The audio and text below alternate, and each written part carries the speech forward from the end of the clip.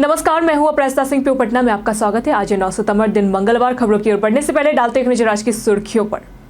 देश के बैंकों में निकली 13,217 वैकेंसी, जल्द करे आवेदन। पटना में 20 जन सुविधा केंद्र बने हेल्थ हब। घर बैठे आधार में मोबाइल लिंक करने की सुविधा शुरू। बिहार में 7,480 संविदा कर्मियों की नई बहाली शुरू। पटना में पहली बार मेट्रो का सफल सेफ्टी ट्रायल पूरा। चलिए बढ़ते हैं आज की बड़ी खबरों की ओर विस्तार से।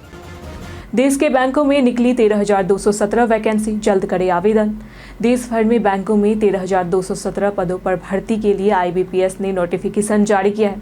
इनमें multipurpose office assistant, banking officer, IT officer, CA officer, law officer और ट्रेजरी मैनेजर जैसे पद शामिल हैं। उम्मीदवारों के लिए ग्रेजुएशन अनिवार्य है। कुछ पदों पर अनुभव भी मांगा गया है। आवेदन प्रक्रिया 1 सितंबर 2025 से शुरू हो चुकी है और अंतिम तिथि 21 सितंबर 2025 और अंतिम तिथि। पटना में 20 जन सुविधा केंद्र बने health hub. Patna smart city द्वारा बनाए गए 21 से 20 जन सुविधा केंद्र hub health and wellness centres के रूप में काम करेगा। इन केंद्रों पर खांसी, बुखार, चोट, गर्भवती महिलाओं की जांच, बच्चों का टीकाकरण और पोषण सलाह जैसी सुविधाएं मुफ्त दी जाएगी। डॉक्टर, ANM, फार्मासिस्ट व लैब टेक्नीशियन की नियुक्ति हो चुकी है। पहले ये केंद्र आधार, पैन कार्ड जैसी सेवाओं के लिए थे, लेकिन योजना असफल रही। अब स्वास्थ्य विभाग को संचालन सौंप दिया गया है। वार्ड 14, 21, 22, 38, 43, 46, 53, 58, 65 में ये केंद्र सक्रिय होंगे। घर बैठे आधार में मोबाइल लिंक करने की सुविधा शुरू। अब आधार कार्ड में मोबाइल नंबर जोड़ने के लिए लोगों को सेवा केंद्रों की लंबी लाइन में लगने की जरूरत नहीं होगी। डाक विभाग ने यह सेवा घर घर जाकर देने की पहल की है। पायलट प्रोजेक्ट के तहत पहले चरण में पटना JPO से इसकी शुरुआत होगी। प्रशिक्षित डाककर्मी लोगों के घर जाकर उनके आधार में मोबाइल नंबर अपडेट करेंगे। UIDAI ने इसके लिए कर्मियों को ट्रेनिंग देने की प्रक्रिया शुरू कर दी है। यह सुविधा खासकर उन लोगों के लिए फायदेमंद होगी जो रोजाना मजदूरी करते हैं और केंद्रों पर समय नहीं दे सकते। डाक विभाग की यह पहल आधार अपडेट को आसान, तेज और भरोसेमंद बनाने की दिशा में एक बड़ा कदम साबित होगी।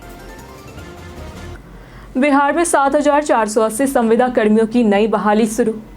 बिहार में 7,480 संविदा कर्मियों की बहाली प्रक्रिया सितंबर 2025 के अंत तक शुरू होगी और वर्ष के अंत तक पूरी होने की संभावना है। ये पद भू अभिलेख एवं परिमाप निदेशालय द्वारा संविदा समाप्त किए गए कर्मियों के हैं जो हड़ताल पर थे। विभाग के चेतावनी के बावजूद 7,480 कर्मियों ने काम पर वापसी नहीं की, जिस कारण उनके पद रिक्त घोषित कर दिए गए। अब इन पदों पर नए नियुक्ति हेतु विज्ञापन प्रक्रिया शुरू हो चुकी है। हड़ताली कर्मियों की मांग थी नियमित सेवा बहाली और ESIC जैसी सुविधाओं की उपलब्धता। पटना में पहली बार मेट्रो का सफल सेफ्टी ट्रायल पूरा। पटना में पहली बार रविवार को मेट्रो ट्रेन ने पाटलिपुत्रा बस टर्मिनल से भूतनाथ स्टेशन पटना में पहली बार बीते रविवार को मेट्रो ट्रेन ने पाटलिपुत्रा बस टर्मिनल से भूतनाथ स्टेशन तक 3.5 किलोमीटर का सफल सेफ्टी ट्रायल पूरा किया। यह डायनामिक ट्रायल तकनीकी प्रशिक्षणों जैसे track, power supply, overrated electrification और बोगियों की फिटनेस के लिए किया गया है। यह चरण वाणिज्यिक संचालन की दिशा में पहला कदम माना जा रहा है। लोगों में उत्साह दिखा और अधिकारी इसे बड़ी उपलब्धि मान रहे हैं। मेट्रो को अलग अलग समय और परिस्थितियों में और भी बार चलाया जाएगा। उद्घाटन इसी माह संभव है, जिससे पटना के यातायात में बड़ा बदलाव आएगा। मुख्यमंत्री महिला रोजगार योजना से महिलाओं को नई उड़ान। मुख्यमंत्री महिला रोजगार योजना के तहत पटना जिले के 5.09 लाख जीविका समूह से जुड़ी महिलाओं को लाभ मिलेगा। पहले दिन 48,051 महिलाओं ने आवेदन किया। हर महिला को शुरुआत में 10,000 की आर्थिक सहायता दी जाएगी, जबकि 6 माह बाद आवश्यकता अनुसार 2 लाख तक की अतिरिक्त सहायता भी मिल सकती है।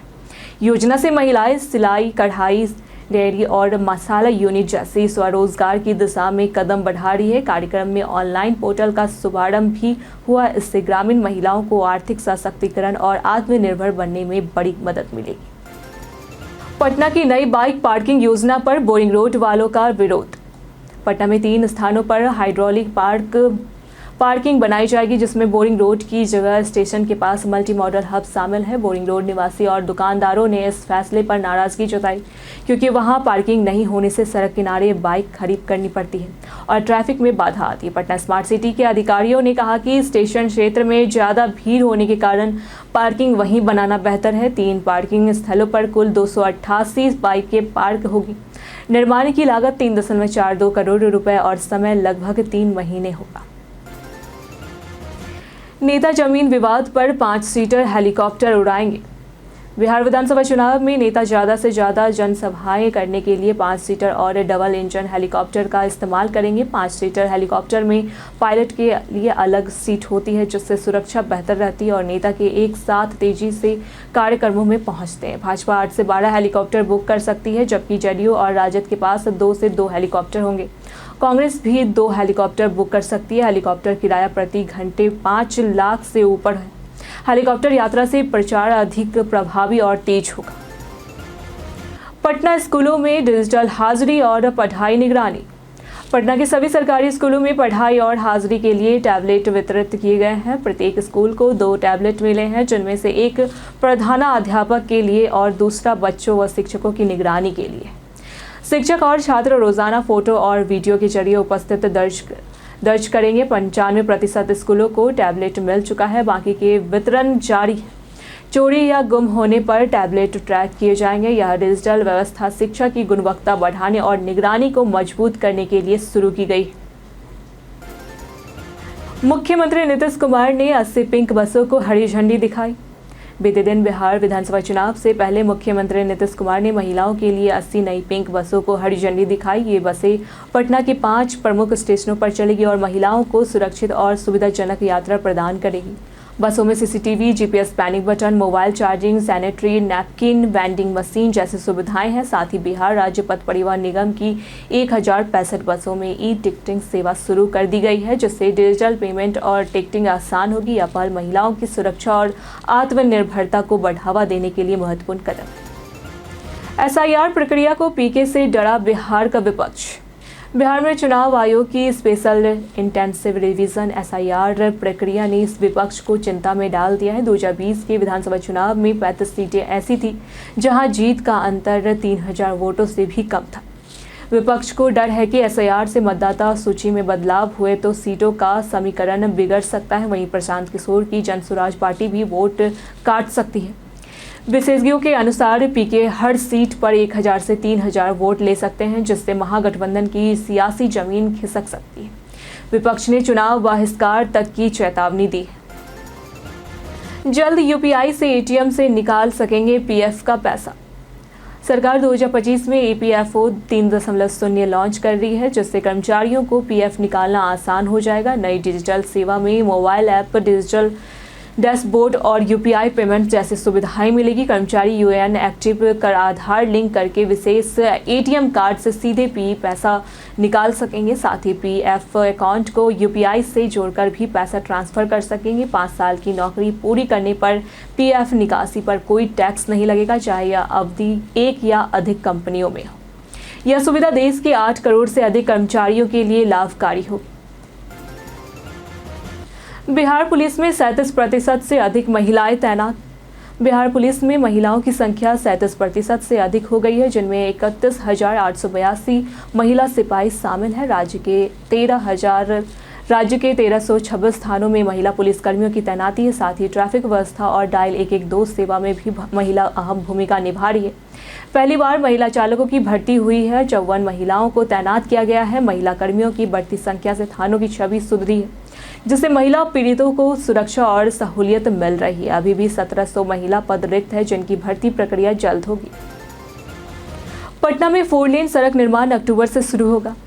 पटना में रूपसपुर नहर के सगुना मोड़ तक 2.7 किलोमीटर लंबी 4 लेन सड़क नाले के ऊपर बनेगी। सड़क निर्माण अक्टूबर से शुरू होगा, जिसके लिए पेड़ काटे जा रहे हैं और अवैध संरचनाएं हटाई जा रही है। मुख्यमंत्री नीतीश कुमार के शिलान्यास के बाद डिजाइन तैयार हो चुका है और लगभग 318.51 करोड़ रुपए खर्च होंगे। यह नया 4 लेन पटना के बेली रोड क्षेत्र में गाड़ियों के लिए सुविधाजनक होगा और यातायात को सुगम बनाएगा। सड़क बनने से आवागमन में सुधार होगा और पटना को आधुनिक सड़क नेटवर्क मिलेगा। बिहार में आंगनबाड़ी सेविकाओं की सैलरी चुनाव से पहले बढ़ी।